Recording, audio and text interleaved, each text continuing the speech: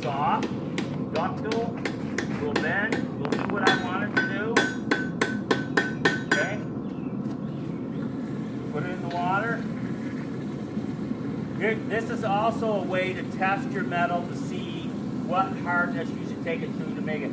Especially for knife makers, this is the best thing. If you have a piece of steel, a specific type of steel, you draw it out to about a 1/4 inch rod, pick in your fire, heat it up red hot, and quench it in your pot, okay? And put it in quite quickly, bring it back out while it's still red up here, and then your heat will travel back down. You'll see color change, especially if you got it sanded beforehand. And then you got all sorts of different colors, vermilion and blue and straw and all these different colors. And then you take it and you put it over the edge of your anvil out here on the end where it's still, a straw color or like a gunmetal. You hit it, it'll snap off. Well, is that heat hardness? Something you can use? Probably not. Slide it ahead a little bit, hit it again.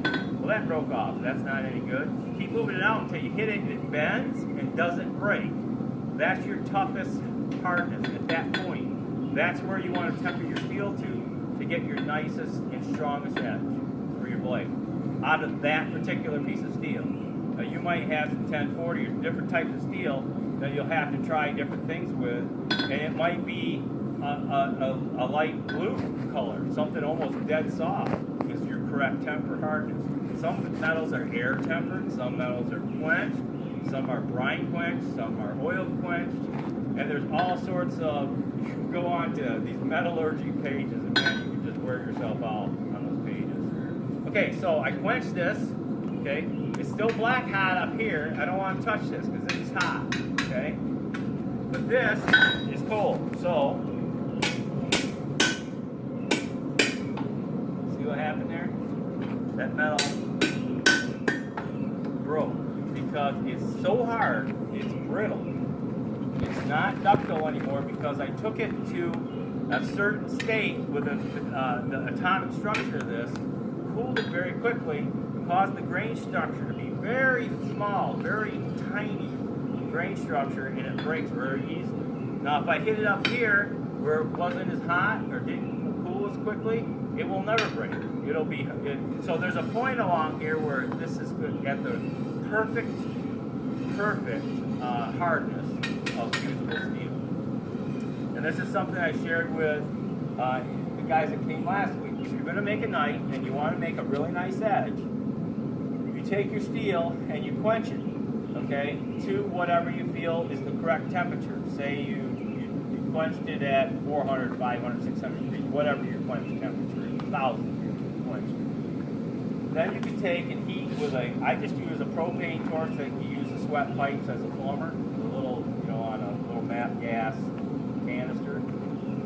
And I heat the back edge of it, and you can watch the color change as the heat flows up to it, and then dip your edge in a little trough of water to keep that hardened.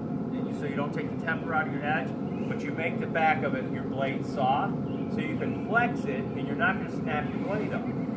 But your edge will still be hard and sharp, and stay sharp a long, long time. One of the best steels for making knives is files. Get an old file from a sale, it can be rusted right to nothing. Hammer that thing out, make a knife out of it, you use it the rest of your life, and you'll never wear it out. I disagree. I don't like using files. Some people they get brittle. They're harder to quench. They're harder to anneal. Brittle. Yeah, anneal. Anneal the back of. You want to soften. Also, if you take metal and you can do what's called normalizing metal, you can take it and heat it in the fire and then throw it in a bucket in ashes, or just shut your forge off, let it sit in the forge. As it cools, the grain structure will grow larger because it's cooling at a slower rate. You're not freezing the grain structure at a very small grain. And it will start to normalize the steel, and it'll actually work better. I've seen smiths who will take a piece of metal and they'll heat it up and cool it 3 times, 4 times. It takes hours. But it also normalizes the metal. It does a beautiful job. Now, they're doing that for a specific reason. Me, I'm a knife maker. I like making knives, but I ain't into it that much.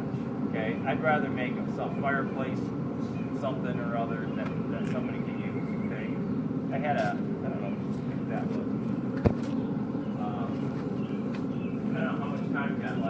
Half hour. What do you got for time? I glanced at my watch a minute ago, so half hour.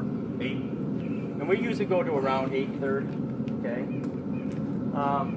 I'll just do a little demonstration about how I flatten points on stuff, flatten things out, make little curly cubes on the end. Like this thing right here. If you're going to make coat hooks for coats, this is a nice little flatten it out. You curl it back around, and you can hang a coat over there. It's not going to tear through your coat. If you want to make a meat hook for something you want to hang, put a bunch of hooks up in a smokehouse that you can hang your meat on. I would recommend you use stainless steel, but you can use just any old metal. That's what they used to use. Okay. Then hang that up. Put a sharp end on it, so you can take a piece of meat and hang it right on the hook and stick the hook right through. Yeah. Now, when you're trying to forge a round piece of stock into a square piece of stock, you don't need to. Again, that's cold hot or cold black hot. Okay. I throw it somewhere where I ain't gonna step on it or get near it, so you don't get hurt. But when I'm hammering a piece of stock, with a flat piece of stock, when you're starting out with a flat stock, it's really easy. But you only have to turn that piece of stock 90 degrees to hammer both sides. So I'm hammering 2 sides, flattening 2 sides, and I'm flattening 2 sides, and so I only have to turn this 90 degrees to get both sides.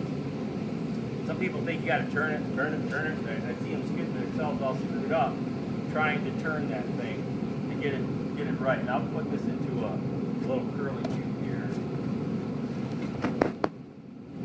All right, put my tip on this,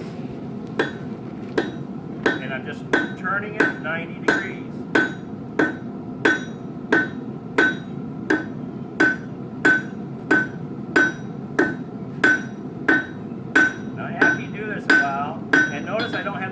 I'm starting to lift up on it to keep my tip in contact because I'm starting to produce a taper.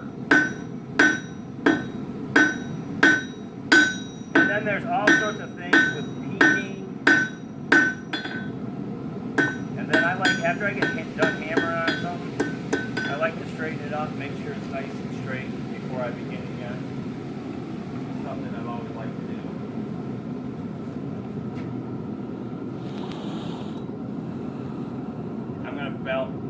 Bend a big J in that to show you how I make those hooks. And it don't need to be too hot because it's 1/4-inch CRS steel, and it really doesn't need to be hot to do what you need. You can actually take a pair of pliers, grab it, bend your bend with a pair of pliers. You don't have to hammer it on an anvil to do it. You can do it many different ways. Okay. And again, I use my wolf jaw pliers. Okay. And I'm just doing a little curly cube. And part of the artistry of all this is, you want your stuff to look fairly symmetrical, something like that. You don't want to have, something that looks really odd. And also, I would normally like that little curly cube to come out the other way. So I can grab a hold on that with a pair of pliers and twist it around, go out the other direction. And then if I really want this to be strong, say I want to hang a heavy bucket on it, I'll quench that. That'll really make it strong to keep it from bending and flexing. Even a 1/4-inch rod, which is really a lot smaller than this, 1/4-inch rod, you heat that up and you quench that, you can hang a 5-gallon bucket of water on it, which is, 5 times 8 is 40 pounds? Well, a 5-gallon bucket of water is 40 pounds. You can hang it on there all day long. It's not going to straighten it out. Okay. So that's just to show some of the decorative work you do. I used to make these like all day long. I would make hooks like that. I sell them at sales. People just like buying them. The type that have the little hole in them, like these right here. Now these look really rustic. They look like tack. They're not beautiful. I just punch a hole in them,